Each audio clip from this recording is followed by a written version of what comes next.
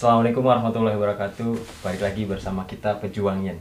Oke, di video kali ini kita akan membahas tentang Ginoji Susei dan Tokute Gino ya. Pertama, ini ada teman saya Edi Sang. Nah, Edi Sang, sebelumnya udah ada pengalaman di Jepang atau belum? Saya kebetulan dulunya itu mantan IPE ya. IPE. Saya pernah ikut program IPE itu di tahun 2014-2015, angkatan 8. Berarti udah berapa tahun di Jepang? Berarti IPE itu sekitar 4 tahun. Kan kalau IPE itu kontrak pertama itu 3 tahun, bisa nambah 1 tahun. Kesempatan untuk ikut vokasi Keng itu 2 kali sebenarnya. Gitu. Nah, sekarang kan ikut Tokute Gino ya? Iya. Nah, prosesnya gimana? Dari EPA ke Tokute Gino itu?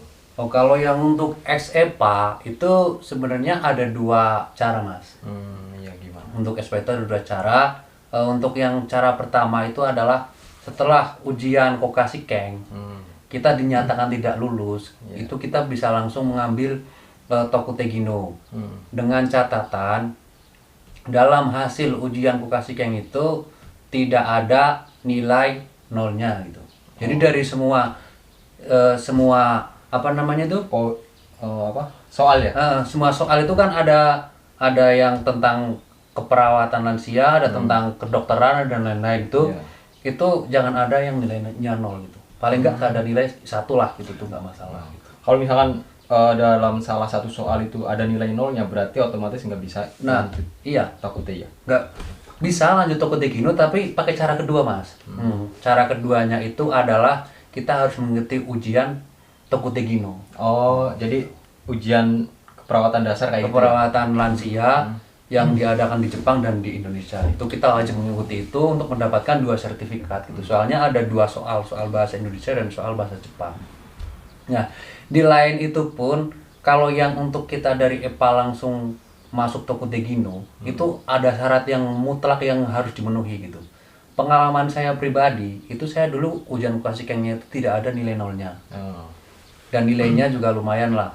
Tapi ada satu masalah, jadi masa tinggalnya itu kurang dari, jadi masa kerjanya di Jepang itu kurang dari 3 tahun 10 bulan.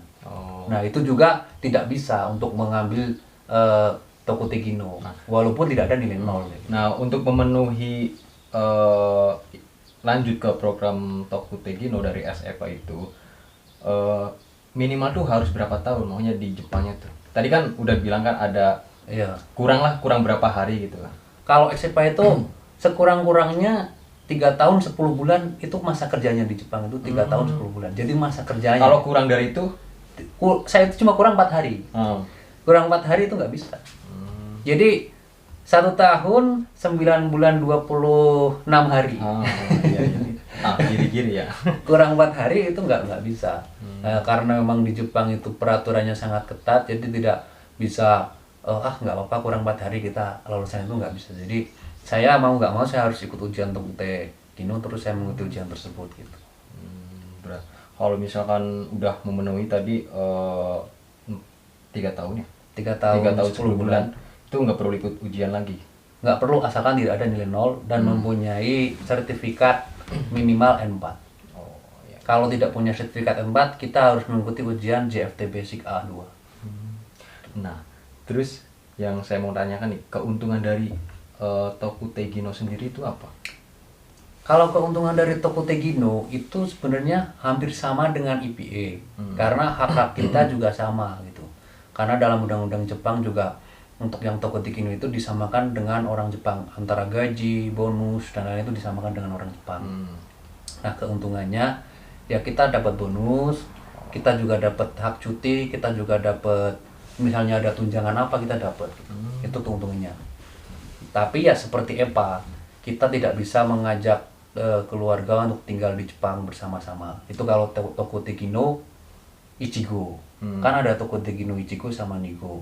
Tapi sampai saat ini untuk Kaigo ataupun Kanggo itu belum ada Tokute Gino Nigo ujiannya sampai saat ini. Tapi kalau misalkan dari tadi Tokute Gino Ichi misalnya kita Kokashikengnya lulus nih, Iya. berarti bisa membawa keluar. Bisa Kokashikeng lulus kita langsung kokang ke apa namanya? Kokang ke bisanya Kaigo itu bisa 3 tahun sekali perpanjangnya kalau bisa Kaigo itu. Kaigo atau Kanggo itu 3 tahun sekali perpanjang. Nah, mungkin apa ya, buat teman-teman nih yang mau ke Jepang, khususnya perawat ya, bidang perawat. Mungkin yang baru pertama kali, belum ada pengalaman sekali, itu kalau kayak saya nih, Iya. saya kan ikut Ginoji Susei nih. Iya. Itu masih mending ikut jalur ke Ginoji Susei atau ke Tokutei Gino. Kembali lagi ke individu masing-masing. Di Jepangnya pingin lama atau pingin hanya 3 tahun? Itu pertanyaan pertama. Iya. Jika hanya ingin 3 tahun di Jepang, itu langsung ke Tokutei Gino. Bisa. Karena Tokutei Gino kan sekurang-kurangnya kontrak 3 tahun sampai 5 tahun bisa. Iya. Itu kalau nggak pingin lama. Tapi kalau pingin lama di Jepang, kalau menurut saya lebih baik ambil Ginoji Susei. Iya. Kenapa Ginoji Susei?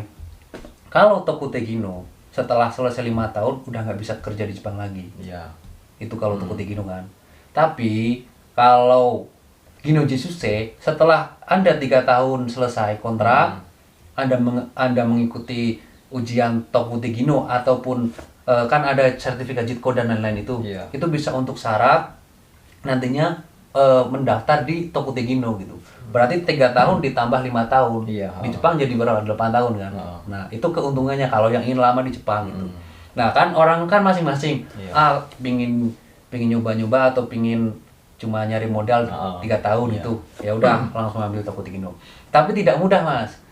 Tokutei Gino, ujian Tokutei Gino itu kalau dia tidak memahami keperawatan Jepang, tidak belajar keperawatan Jepang, mengerjakan soal Tokutei Gino juga pasti nggak bisa gitu loh. Pasti susah gitu. Nah, kalau udah Ginoji Susei udah ikut, pasti kan udah tahu itu Ada masalah pengalaman ya? pengalaman itu. Ngerjain soal juga pasti udah bisa gitu. Iya. Dan bisa lebih lama lagi di Jepang 8 tahun, untuk cari modal juga udah lumayan lah. Minimalnya dalam waktu 8 tahun itu paling nggak 500 juta dapat lah. Itu kalau yang orang boros gitu kan. Iya. Kalau menurut saya, Iya, itu kalau orang menurut saya, kalau orang yang boros pun itu 500 juta dalam waktu 3 tahun kan dalam waktu 8 tahun itu dapat. Karena dibandingkan dengan di Indonesia kita kerja 8 tahun, dapatnya berapa gitu. Kalau kita kerja di Jepang 8 tahun kita dapat 500 juta kan udah lumayan buat modal. Iya. Kalau menurut saya. Terus ini masalah untuk Tokutei Gino itu juga ada keuntungan, ada kerugiannya sih. Iya. Kerugiannya apa tuh? Jadi kerugiannya ya pertama cuma 5 tahun. Cuma 5 tahun. Nah, yang kedua itu Tokutei Gino juga kan biasanya yang ambil Tokutei Gino tuh dianggapnya sudah berpengalaman. Iya. Gitu kan. Harapan dari perusahaan tersebut kan lebih besar ke anak yang Tokutei Gino gitu. Iya, yang ada pengalamannya. Yang ada pengalamannya gitu. Pada saat harapan mereka tidak bisa terrealisasi dengan kemampuan kita pada saat bekerja, pasti mereka juga ada rasa kok gini kayak gitu kan. Nah, gitu. Nah, mungkin teman-teman di luaran sana yang masih di Indonesia pasti mikirnya gini. Kalau Ginoji Susei mungkin nggak dapet bonus nih. Kalau Tokutei Gino, karena ada bonusnya saya pengen ke Tokutei Gino aja gitu. Jadi sebenarnya masalah bonus ataupun tidaknya itu tergantung perjanjian dengan LPK masing-masing dan juga perusahaan masing-masing antara LPK dengan perusahaan tersebut.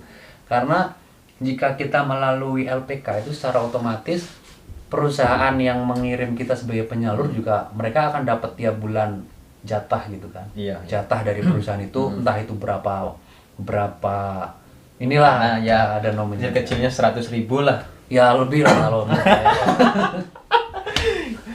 Sehingga untuk menggantikan itu makanya nggak ada bonus gitu kan. Iya. Sebenarnya kan seperti itu. Tapi kalau misalnya Ginoji Susei pun itu kan ada yaking dan lain-lain itu lembur lah. Dalam 1 bulan juga kalau dirupiahin paling nggak ya 15 juta lebih lah bisa dapatnya kan. 20 ya kan? lah. Nah, sekitar 20 kan. Itu jadi masih lumayan kalau menurut aku. Gitu sih. Dan sama Tokutei Gino ataupun IPA pun itu juga ada yang nggak dapat bonus, Mas. Bukannya terus semua toko Tegino Iya. dapat bonus itu enggak. Iya. Karena bonus itu bukan peraturannya secara dari Jepang, dari peraturan ketenaga kerjaan di Jepang iya. itu enggak bonus itu. Bonus itu adalah peraturan dari Perusahaan perusahaan. masing-masing ya. Jadi ada perusahaan yang nggak ngasih bonus, ada yang ngasih bonus. Nah, beda lagi dengan penggajian gitu. Kalau penggajian entah Kinoji Jusei ataupun Toko Tegino itu dia harus ini sesuai dengan undang-undang di Jepang gitu. Memberikan hak-hak kepada pekerjanya itu udah ini. Di tempat kerja saya juga kan dalam 6 bulan itu kita dapat hak cuti 10 hari gitu. 10 hari. Minimal itu harus diambil 5 hari. Kalau enggak perusahaan saya nanti kena masalah gitu katanya. Iya.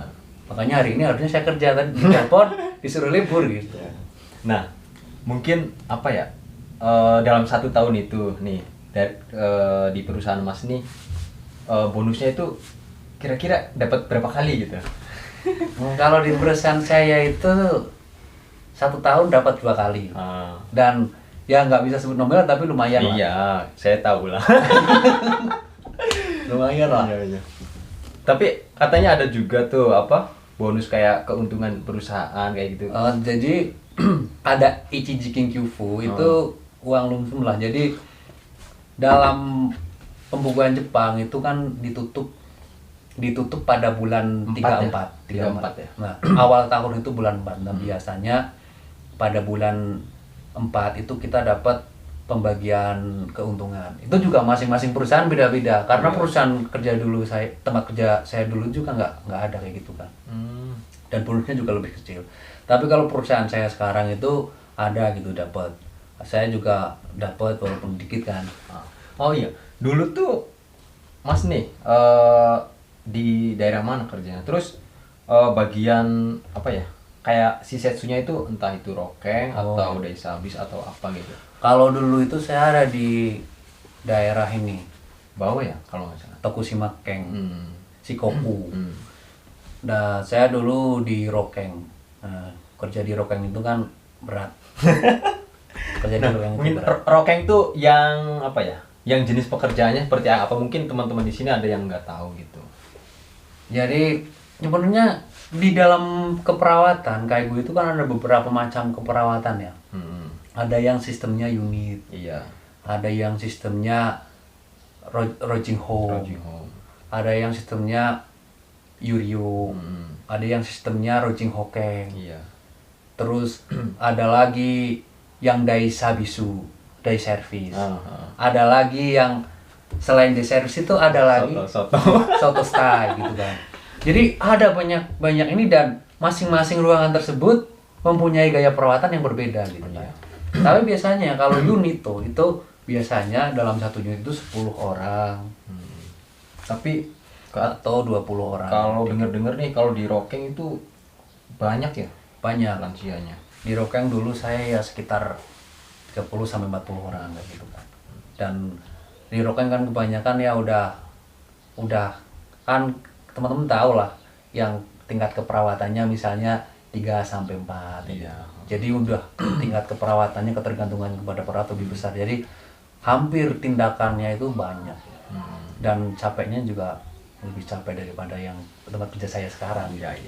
Berarti tempat kerja yang sekarang itu mungkin lebih raku ya, lebih intinya apa mungkin apa ya nggak bikin pegel-pegel apa gimana gitu. Jadi karena pelajaran dulu saya kerja di tempat yang dulu itu lumayan capek lah dengan pasien banyak, tekanan kerja yang sangat tinggi, Belajar juga ya. belajar juga.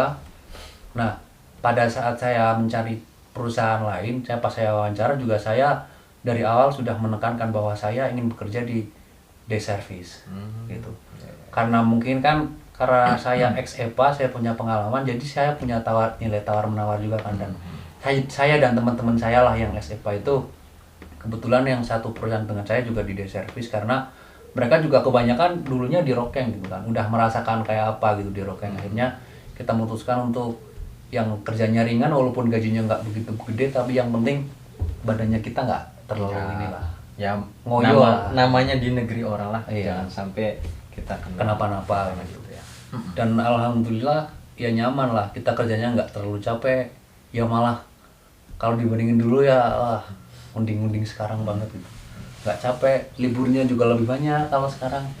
Ditambah lagi tiap bulan, misalnya kan dalam setengah tahun kita dapat 10, minimal diambil 5. Katakanlah harusnya satu bulan libur kan 9 hari tempat kerja sekarang. Kalau dulu tempat kerja dulu itu saya cuma 8 atau 7. Kalau sekarang saya dapat 9. Kalau wajib ngambil UQ, wajib ngambil cuti itu berarti 10 dalam 1 bulan itu 10 hari dapat libur kan. Ya. Itu enaknya gitu. Nah, memang kan, tapi gini Mas, susahnya itu kalau kita yang newcomer itu kita nggak bisa milih-milih gitu kan. Karena apa? Kita belum punya nilai tawar gitu loh. Saya juga dulu gini, pada saat pertama saya ke Jepang, itu saya nggak mikir, saya harus kerja di tempat yang enak, saya harus kerja di gaji yang tinggi, itu enggak.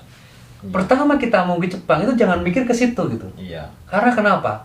Udah ke Jepang aja udah untung gitu. Intinya pertama kayak gitu. Nah, setelah kita di Jepang punya pengalaman, kita baru mikir, nah berarti nanti saya harus di tempat kerja yang lebih bagus dari ini. Saya harus di tempat kerja yang gajinya lebih bagus daripada di sini gitu. Itu kalau menurut saya. Kalau dari awal kita udah ininya tinggi gitu. Gengsinya tinggi atau sudah pengennya yang wah kayak langsung, gitu. Langsung nanjak. Nggak bisa gitu. Kalau menurut saya ya, bukannya kenapa-napa. Kita itu dari bawah kan, harus dari bawah kan, merintis dari bawah. Lah ya. Kenapa mereka menghargai kita? Kenapa mereka mau menuruti keinginan kita? Karena mereka sudah tahu kualitas kita gitu. Kalau kita belum punya apa-apa ya, kemudian kita udah harus kayak gitu.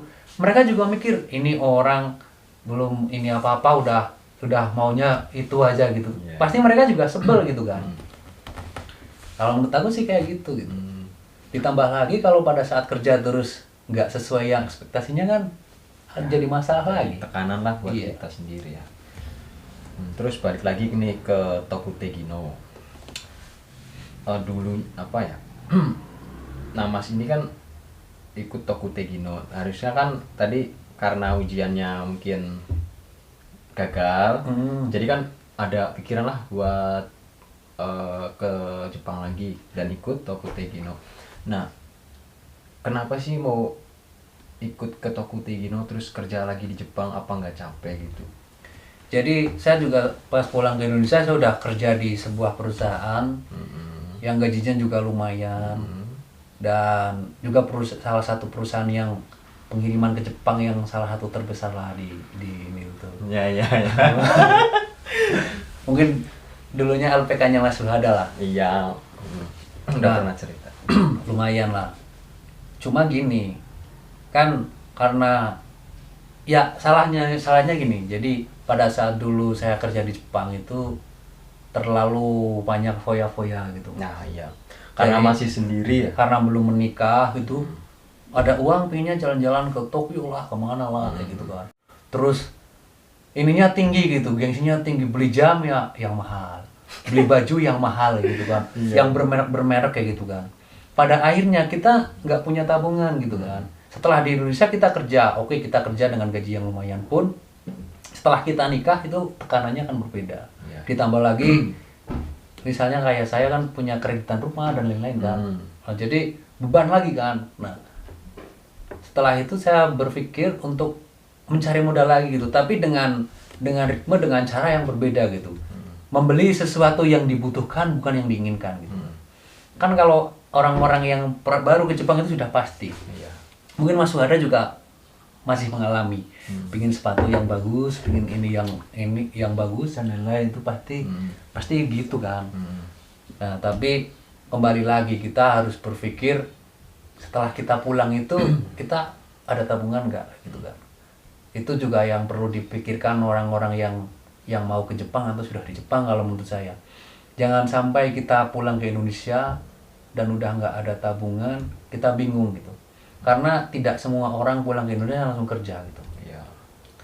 Beruntungnya saya juga dulu walaupun agak boros juga saya ada sedikit nabung buat beli tanah, buat beli apa. Akhirnya dari tanah tersebut ada kayak kita tanami pohon sengon, kita tanami cengkeh dan lain-lain. Pohon sengon itu apa? Nah, jadi pohon sengon itu sejenis kayu yang nilai jualnya itu lumayan, Mas. Jadi pohon sengon itu kita rawat dalam waktu 3 sampai 5 tahun itu sudah bisa panen. Oh. Dan satu kubiknya kan sekitar 1 jutaan gitu. Pada saat kita butuh uang kita bisa tebang kan, berapa pohon kita tebang kita jual kayak gitu kan. Dan misalnya kita ada tanah kan kita bisa tanami padi ataupun apa juga bisa menjadi pemasukan saat kita kekurangan uang, karena gaji di Indonesia segitu misalnya tetap kita kurang, nah, kita bisa dapat pemasukan dari yang lain gitu. Itu salah satunya sih. Nah terus balik lagi tadi, saya kan Gino Jisuse ini, Ya, mungkin dari peraturan dari awal juga Gino Jisuse itu 3 tahun kontrak habis harus pulang lah ya. Iya. Jadi saya juga ada minat buat pindah visa ke Tokute Gino. iya. Ya mungkin karena situasi pandemi yang sekarang, jadi kalau inginnya saya sih di Jepang aja gitu, biar ganti visanya di sini gitu loh. Jadi mungkin dari Mas sendiri nih buat Permasalahan itu gitu.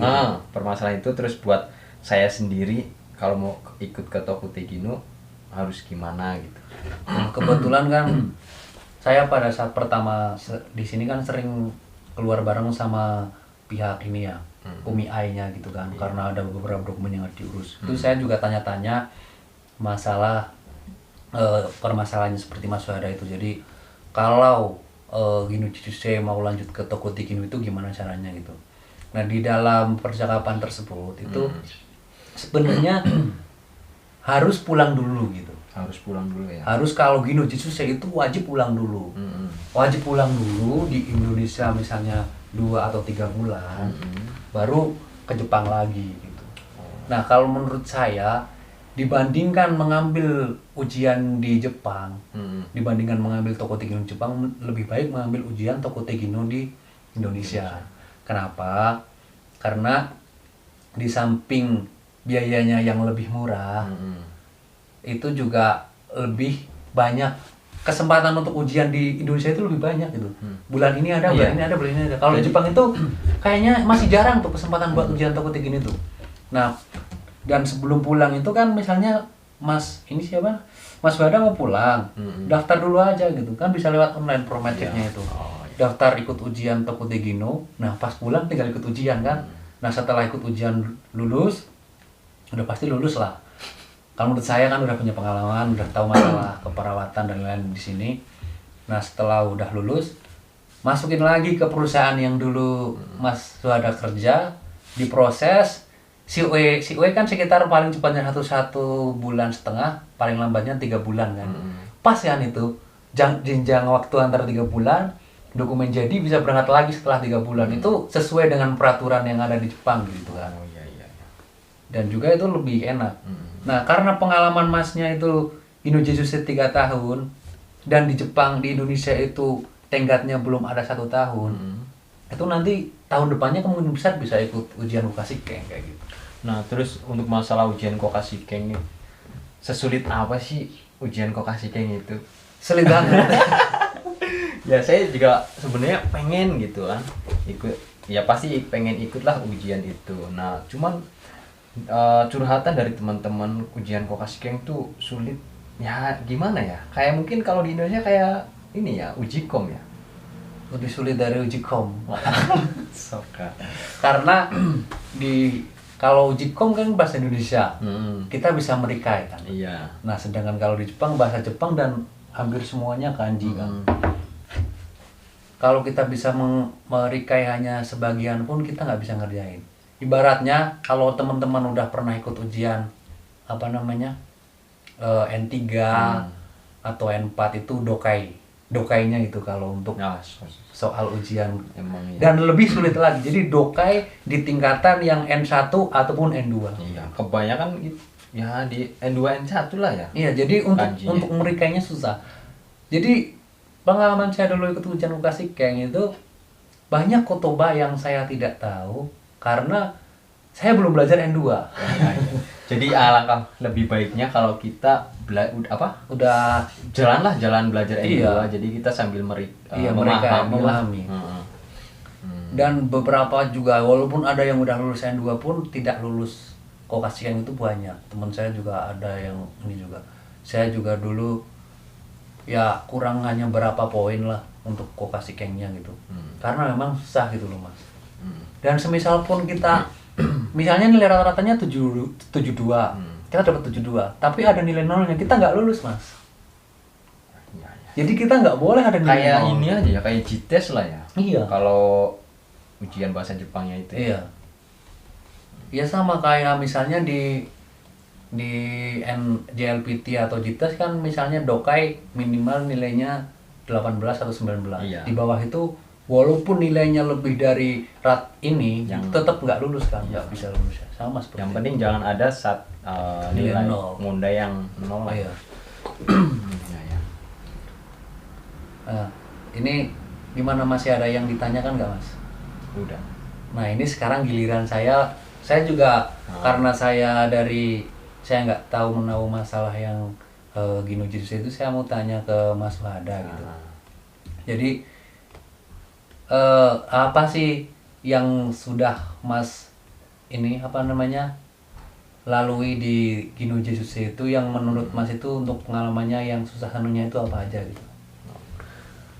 Kalau untuk di Indonesia ikut Ginojutsu kan pasti ada pelatihan ya, yang mungkin dari sebagian besar itu harus memperjuangkan sampai N4 kan kayak gitu.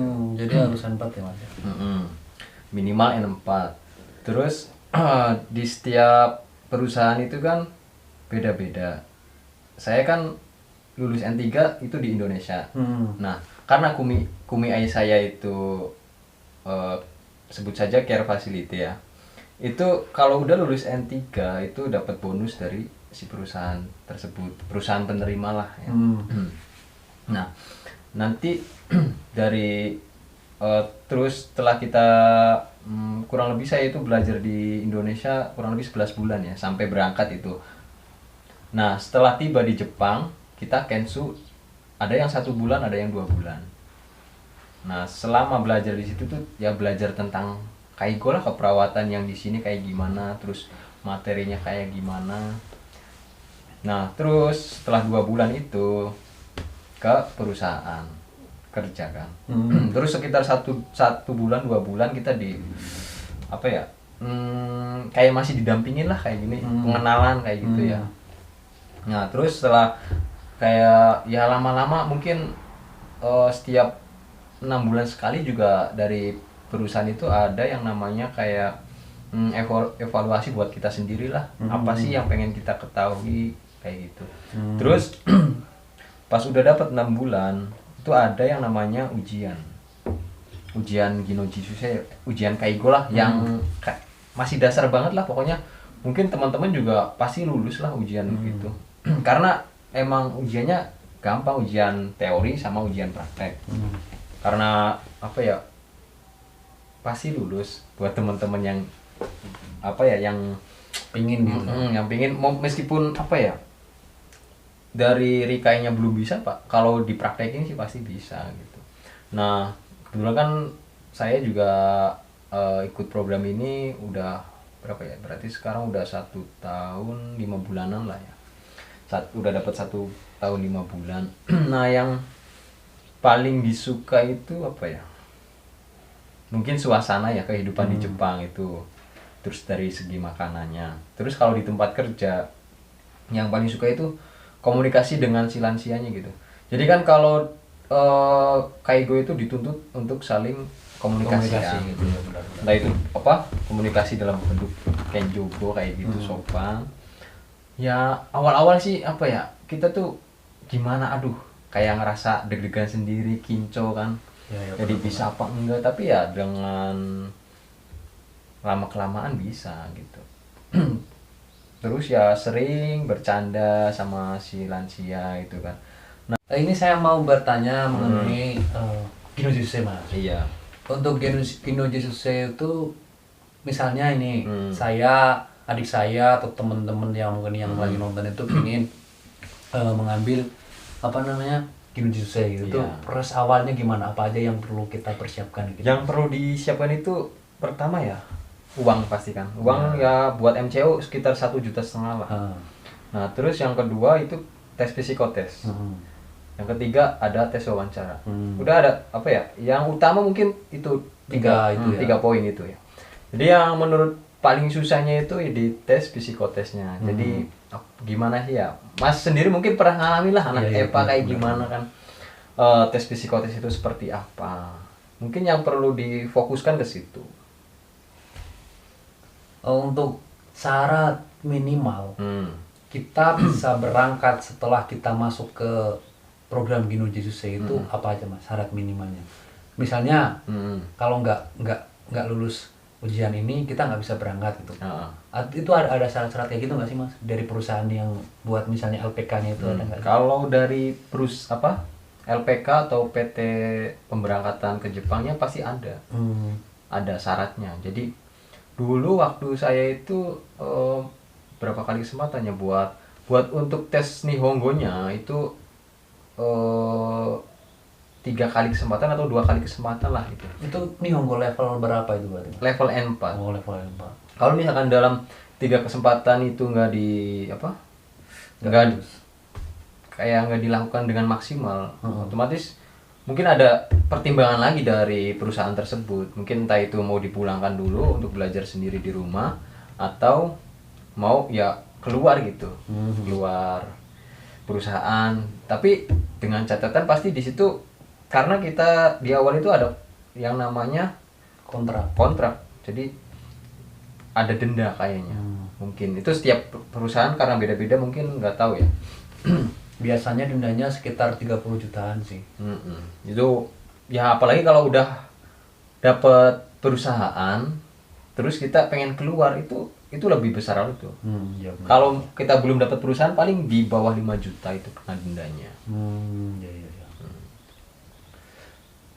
Berarti minimal harus N4 ya mas ya? Iya, N4. Itu juga kesempatan 3 kali. Sebenarnya kalau kita nggak males ya, kesempatan sampai 3 kali itu N4 ya pasti lulus. Karena apa ya? N4 itu 6 bulan aja itu udah cukup. Sebenarnya kalau kita semangat ya, kalau semangat itu benar udah belajar bikin jual kayak gitu. Karena ya mungkin maksimal 6 bulan lah buat N4 itu menurut saya udah lulus dan lebih bagusnya kalau N3-nya di Indonesia gitu. Dapat N3-nya di Indonesia. Jadi kita di sini tuh tinggal ngikutin meskipun dalam segi kaiwa kita belum lancar, tapi kalau kita merikai orang Jepang kalau ngomong kita tuh bisa paham gitu. Oh, apa yang diomongin orang Jepang kita paham. Dulu aja pengalaman saya di sini apa ya? Pertama-tama kok ini ngomongnya gimana kayak cepet, tapi ya lama-kelamaan udah biasa gitu kan. Paham jadinya. Memang susahnya itu kita pada saat awal-awal di sini tuh pasti rikainya mereka karena antara kita belajar dan kita di sini tuh beda. Orang Jepang kebanyakan ngomongnya cepet. Iya. Dan hangsuongnya atau pelafalannya itu beda gitu. Orang juga kan ada ini kan kayak kalau di Indonesia kayak orang Jawa lah ngomongnya kayak gini, setiap daerah kan beda-beda kan. Iya, hogeng. Hogeng. Jadi masing-masing daerah kan punya hogeng sendiri-sendiri gitu. Memang itu yang susah sih. Jadi ada yang kita nggak pelajari di Nihongo itu karena hogengnya masing-masing daerah beda. Kadang-kadang ada kotoba yang benar-benar kita nggak paham, itu pasti ada di mana pun. Juga menjadi belajar kita sih sebenarnya ya. Terus setelah masnya kan berarti berangkat terus suka dukanya gitu apa mas? Suka dukanya Setelah berangkat kan di Jepang tuh tadi udah. Oh iya. Dikat itu. Ini kan kalau udah di Jepang, untuk tip-tipnya gitu untuk teman-teman yang mungkin ingin ke Jepang atau ingin ambil Kinujutsu gitu, tip-tipnya yang mungkin kisi-kisi lah biar bisa ke Jepang kayak gitu dengan seperti masnya itu, kisi-kisinya gimana sih? Ya, yang paling pertama itu kita harus cari tahu info LPK mana yang benar-benar terpercaya, yang udah memberangkatkan alumninya ke Jepang itu udah udah berapa banyak sih kayak gitu. Terus kalau misalkan kita ongkos ke Jepang itu mahal lah segini, kita memang apa ya, kita nggak mampu kalau bayar segitu kalau sebelum berangkat. Ya kalian tinggal apa ya, cari-cari di internet aja, ada kok perusahaan yang ngasih dana talangan gitu kan. Bener-bener. Dana talangan sampai berangkat itu ada. Saya juga termasuk masuk ke apa ya, belajar di LPK tersebut gitu. Kalau misalkan ini Mas, kan mungkin teman-teman di Indonesia juga ada yang pengen ke Jepang, tapi mereka pasti mikirnya, aduh biayanya mahal gitu pertama. Yang kedua pasti saya nggak bisa jauh dari orang tua gitu, pasti banyak kan yang mikir kayak gitu tuh. Terus setelah di Jepang nanti kalau ada apa-apa gimana gitu. Kalau menurut Masnya itu gimana tuh solusinya kalau ada? Kan pasti kan sebelum berangkat ke Jepang itu kan di benaknya itu kan ada perasaan-perasaan susah jauh dari orang tua lah, terus nanti di Jepang gimana, nggak ada saudara, nggak ada siapa-siapa gitu, terus nanti biayanya gimana gitu. Kalau menurut Mas itu gimana kalau ada perasaan yang seperti itu? Siapa tahu teman-teman kan mungkin kan ada yang punya perasaan kayak gitu, biar teman-teman juga menjadi termotivasi, nggak apa-apa gitu, Masnya juga kayak gini ya gitu. Ya kalau pengalaman saya pribadi, ada sempat khawatir nanti saya di Jepang kayak gimana, bakalan jauh dari orang tua. Tapi pikirnya apa? Buat masa depan, mumpung masih muda, Iya benar. apa ya, mumpung tenaganya masih Tenaganya kuat. masih kuat ya. Udah apa ya? Jadi kejar cita-cita kamu ke Negeri Cina. Cina gitu kan. Ada peribahasa seperti itu.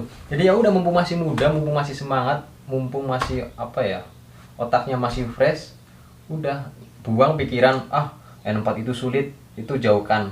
Terus di Jepang saya gimana nanti ngomongnya, udah itu apa ya, kesampingan dulu masalah-masalah yang membuat sugesti kita itu negatif, itu udah kesampingan dulu. Yang penting kita fokus belajar dulu, berproses, terus kita banyak tanya-tanya ke apa ya, kenalan kita yang udah di Jepang. Nanti lama-lama kita menjadi tahu. Jadi semakin banyak kita tanya ke orang yang udah pernah ke Jepang, yang udah, apalagi yang udah masih menetap di Jepang itu, jadi kita merasa termotivasi sendiri. Dan ya jangan lupa apa ya, ke orang tua atau ke keluarga kita itu komunikasinya tuh harus dijaga gitu.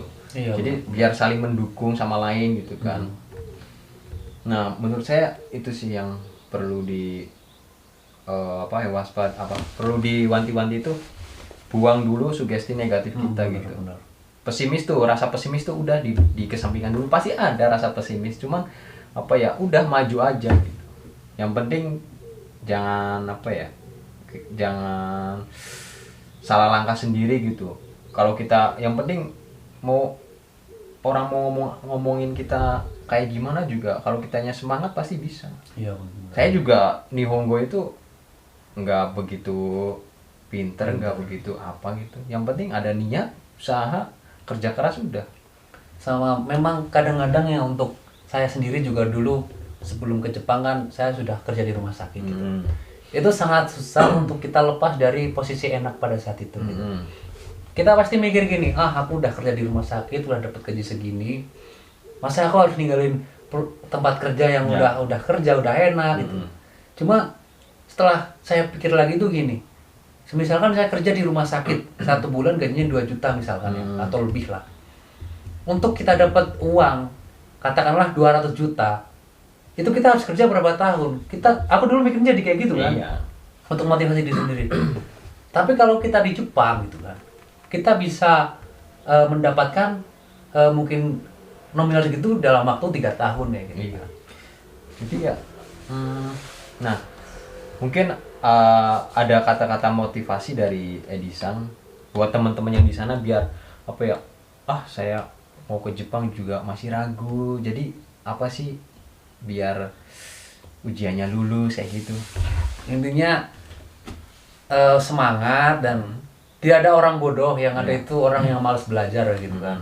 Yang penting tetap belajar, tetap semangat ya gitu, pasti mereka bisa lah ke Jepang lah. Itu aja sih menurut aku sih. Itu Kalau motivasinya dari Mas Suhada sendiri, buat teman-teman mungkin yang nonton gitu kan. niat, usaha, kerja keras, dan jangan lupa ibadah. Itu aja sih. Terus jangan lupa selalu hubungin apa ya, keluarga, orang tua, selalu minta restu, intinya itulah. Terus mungkin sekian aja ya bincang-bincang dari kita, dan jangan lupa untuk subscribe kita Japan dan Jepang Pingan. Oke. Ngobrol pengalaman tadi, masalah tentang Gino Jisusei, Tokutei Gino. Mungkin ya nggak banyak sih yang kita bahas gitu. Kita bahas, dan juga tadi sedikit ada kehidupan kita di Jepang, kerjanya kayak gimana. Buat teman-teman yang apa ya, pengen ke Jepang, meskipun sekarang lagi memang pandemi corona, semoga cepat berlalu. Yang teman-teman di Indonesia biar cepat berangkat, dan jangan lupa untuk tetap berdoa, semangat. Assalamualaikum warahmatullahi wabarakatuh.